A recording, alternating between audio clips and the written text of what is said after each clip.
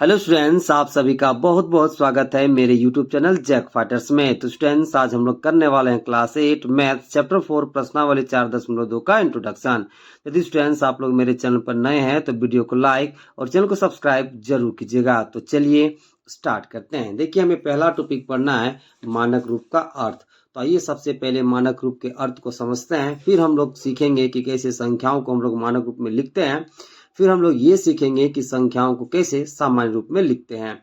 तो सबसे पहले हम लोग समझते हैं मानक रूप का अर्थ। ओके, तो चलिए शुरू करते हैं।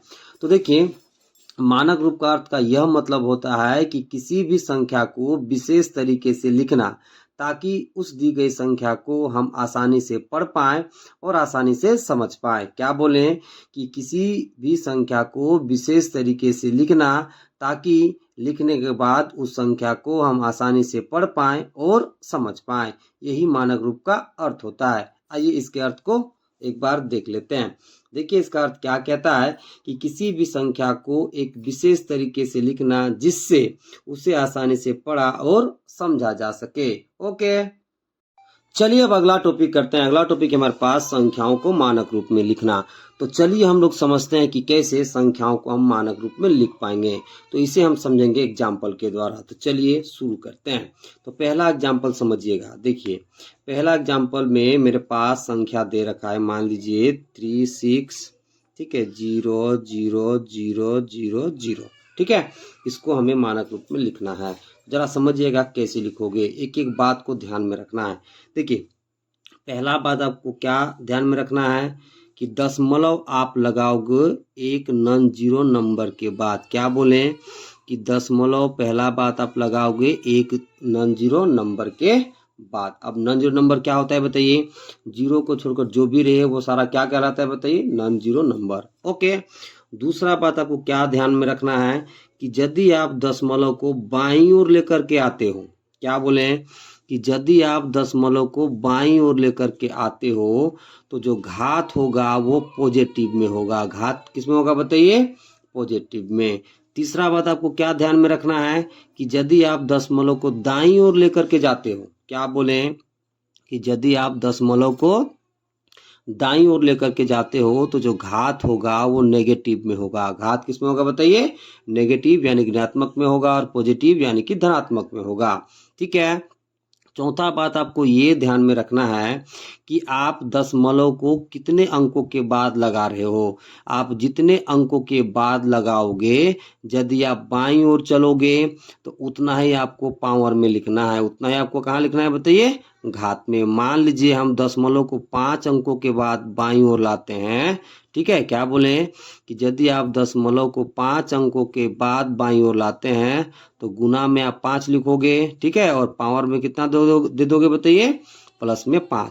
और यदि आप दशमलव को दाईं ओर ले जाते हो 5 अंकों के बाद, ठीक है, दाईं ओर ले जाते हो 5 अंकों के बाद, तो आप गुना में 10 लिखोगे और पावर में -5 लिख दोगे। ठीक है, इन बातों को आपको ध्यान में रखना है। तो चलिए अब 36 उसके बाद 5 0 का हम मानक रूप लिखते हैं। देखिए, अभी आपको दशमलव यहाँ दिखाई नहीं दे रहा है, तो हम मान लेते हैं कि दशमलव यहाँ पर है। ओके, अब आपको इस दशमलव को इस नॉन जीरो जो 3 दिख रहा है इसके बाद आपको लगा देना है। तो कैसे लिखोगे समझिएगा। देखिए, दशमलव अभी आपको यहाँ दिख रहा है, इस दशमलव को लगाना है 3 के बाद। तो कितने अंकों के बाद लगा रहे हो? 1 2 3 4 5 6। ओके, तो 6 अंकों के बाद दशमलव को आप बाईं ओर ला रहे हो, तो जो घात होगा वो किस में होगा? पॉजिटिव में। तो आप कितना लिख सकते हो इसको बताइए? 3.6। फिर आप गुना लिख लोगे, फिर आप 10 लिखोगे। ठीक है। अब देखिए, दशमलव कितने अंकों के बाद ला रहे हो? तो 1 2 3 4 5 6। तो पावर में कितना लिख दोगे बताइए? 6। ओके, तो देखिए 36 के बाद 5 0 का मानक रूप कितना हो जाएगा बताइए? तो 3.6 गुना 10 का पावर 6। ओके, अब जब आप इसको सॉल्यूशन करोगे ना, पूरा खोल के लिखोगे, तो आपको इतना मिल जाएगा। ओके, यानी कि आप इसको इतना मानक रूप में लिख सकते हो। ओके, चलिए अब दूसरा एग्जांपल समझते हैं। देखिए, दूसरा एग्जांपल मेरे पास है, मान लीजिए 0.0016, ठीक है, इसको अब आपको मानक रूप में लिखना है। अब जरा समझिए, यहाँ पर अभी आपको दशमलव दिखाई दे रहा है। इस दशमलव को आपको ले जाना है एक नॉन जीरो नंबर के बाद, यानी कि जो जीरो छोड़कर पहला नॉन जीरो नंबर रहेगा उसके बाद आपको दशमलव को लगाना है। तो देखिए, इस दशमलव को आपको ले जाना है एक के बाद, यानी कि यहाँ लगा देना है। ठीक है, तो देखिए कितने अंकों के बाद ले जा रहे हो बताइए, 1 2 3 अंक के बाद।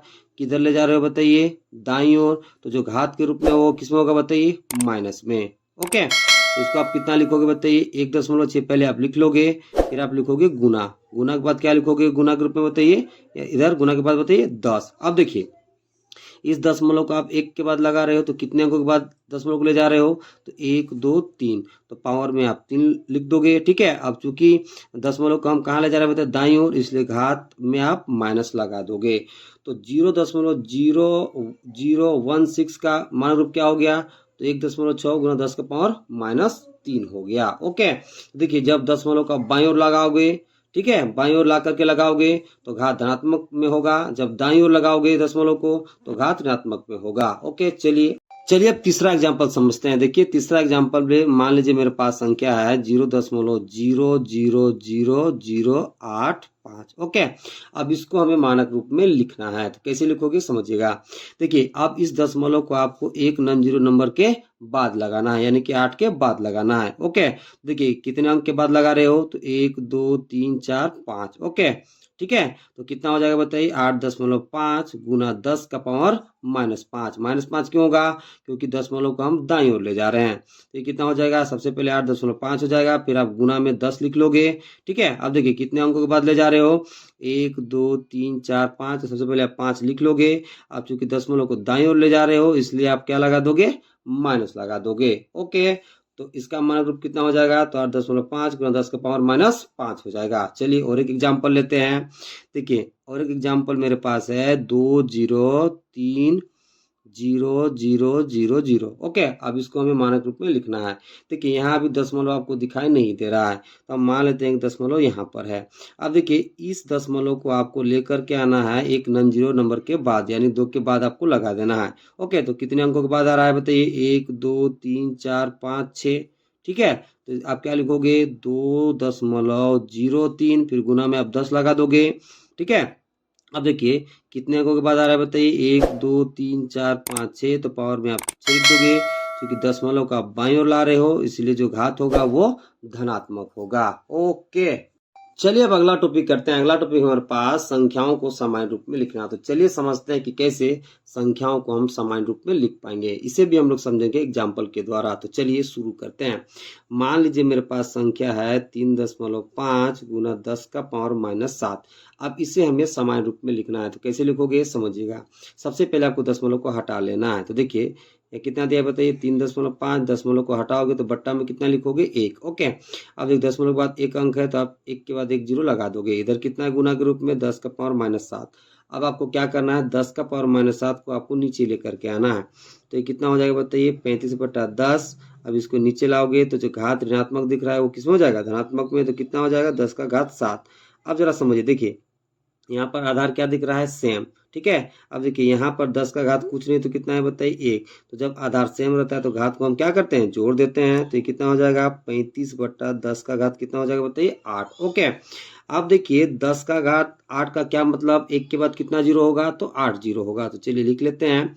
तो क्या लिखोगे, 35/1 के बाद 8 जीरो, कितना जीरो बताइए, तो 8 जीरो। अब जरा समझिए, 1 के बाद इधर कितना जीरो है बताइए, 8। तो आपको क्या करना है, दाईं ओर से 8 अंकों के बाद दशमलव लगा देना है। यदि 1 के बाद 5 जीरो रहता तो दाईं ओर से 5 अंकों के बाद हम दशमलव लगा देते।